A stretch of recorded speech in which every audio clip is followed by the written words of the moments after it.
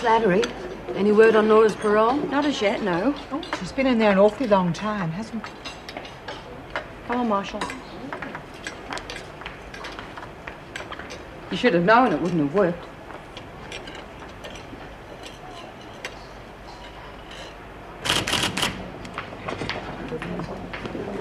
Mr. Chaucer, Senior Officer Joan Ferguson. I'm the union rep here. Nice to meet you, I'm sure. Look, I was hoping to have a word with you about this Egbert business. That union of yours is causing us quite a few headaches over that, Miss... Ferguson. Now, that's what I wanted to talk to you about. Speaking for the membership here, we're a little concerned that the governor is going out of her way to aggravate the situation. Oh? And how might that be? Well, she seems determined to back a prisoner over her own officers. Now, I don't have to tell you what that can do to morale, not to mention discipline. And what do you propose that we do about it, Not send the governor packing, surely? Oh, no, of course not. But I mean, bringing in people like the Human Rights Commissioner, it hardly helps things, does it? Perhaps I'm sure Mr. Chaucer would agree. Any attempt to solve the dispute more quickly would be a step in the right direction. Oh, of course, yes, I couldn't agree more. That's why I referred the matter to the Ombudsman's office via the Human Rights Commission, as Miss Ferguson so correctly pointed out. Damn good thinking, too. No, we've got the channels. Let's use them. I must go. I appreciate the concern, Miss Ferguson, but I'm sure that Mrs. Reynolds is more than up to the situation. See you soon, I hope. Don't you ever try that again. Try what? You know exactly what I mean. Perhaps I can't stop you playing your little power games, but I do expect you to observe departmental regulations and not treat me or the women as pawns. Mr. Chaucer has a right to know what's going on. From me. Being union rep doesn't give you carte blanche to go over my head every time my back is turned. It is my duty to protect... It's your duty to do the job you're paid to do, without interfering with mine. In future, remember that.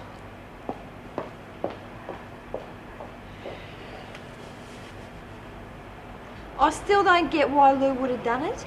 Because she wanted to get Nora out of the way. What else? Oh, yeah, of course. It frightened me the way Nora kept looking at Lou all the time. Couldn't get a word out of her either. Do you think there's going to be more trouble between them? Yeah, fasten your seatbelts, kiddo. Why does Lou have to make it so hard for everyone? I'd watch who you were talking about behind their backs if I was you. And if I was you, I'd be freaking the mood Nora's in. Don't bet on it, moron. Oh, the arrogance of the woman after all that's happened. And where do you think you're going? Well, if you must know, I'm going to do May's hair tonight and I have to get some rollers. Excuse me. When I'm finished. Now I'm running this joint, so you can forget about Flynn. All right? She'll be paying her insurance just like the rest of you.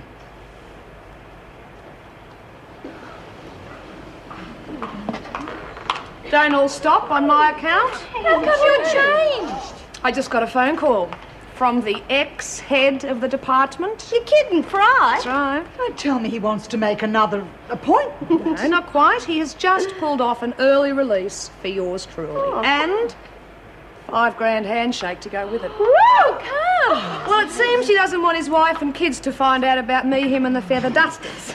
He wants me to keep my mouth shut. Geez, $5,000 just for that, eh? It shows you what a fool he really is. You mean you're still going to the papers with the story? The opposite. I wouldn't have said anything anyhow. That's really honest of you, Queenie. Yeah, I'd love to agree, but the fact is a working girl with a big mouth doesn't work for too long. It's as simple as that. You're to report to reception on the bell, Marshall. Make sure you've got all your things ready. Egbert, the governor wants to see you. Oh, great. Bye-bye, Queenie. Good luck. Yeah, and same to you, Double. I was thinking, dear, there's a few items, just small ones, mind, that I'd like you to get from the outside. Well, strictly for business, do you understand? And you'd like me to do some shopping, right? Yes, well, I have this small list here, do you see? Oh, goodness me, you don't think I'm not prepared to pay for them, do you?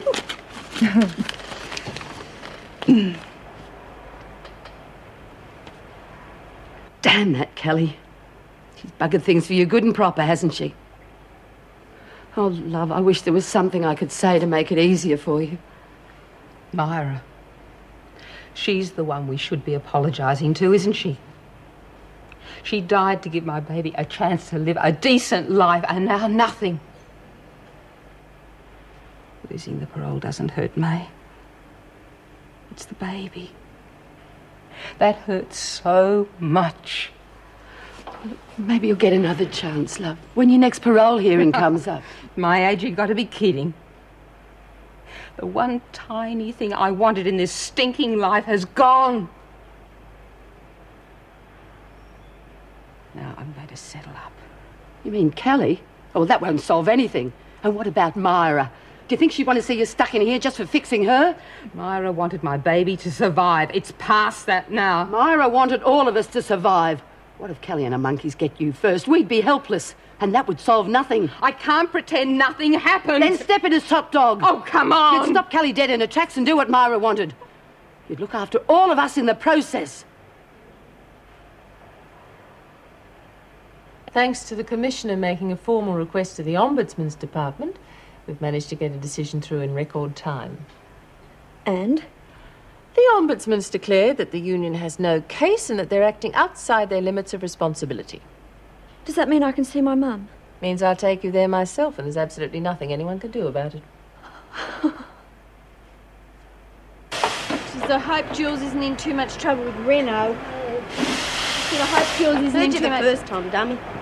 Just dreaming what to do with Queenie's daft was given to me instead of her. Go see a few rock concerts, I reckon. Pay your insurance, you mean? Oh, rack off? How do you know I'm not getting out of here? Longer I don't hit, better me odds are, I reckon. Word is you blew it. Couldn't hack the thought of being away from us. Yeah, well, I'm not paying up till I know for sure. Like hell. You know what happens to Welsh's, Patterson? Huh? Get your hands off her, Kelly. Says who? Let her go. Oh, bitch! What are you getting so stroppy about? Tried to get you off, didn't I? I got myself in the poo because of it. I wasn't going to hurt her or nothing. Oh, like hell you won't! I'm taking over the press. Now move. Suit yourself. I was getting sick of it anyway.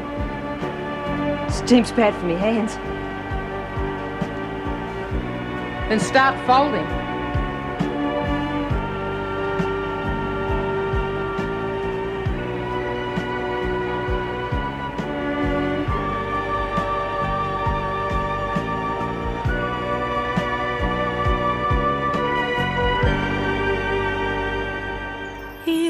Give me roses. I wish he could again, but that was on the outside,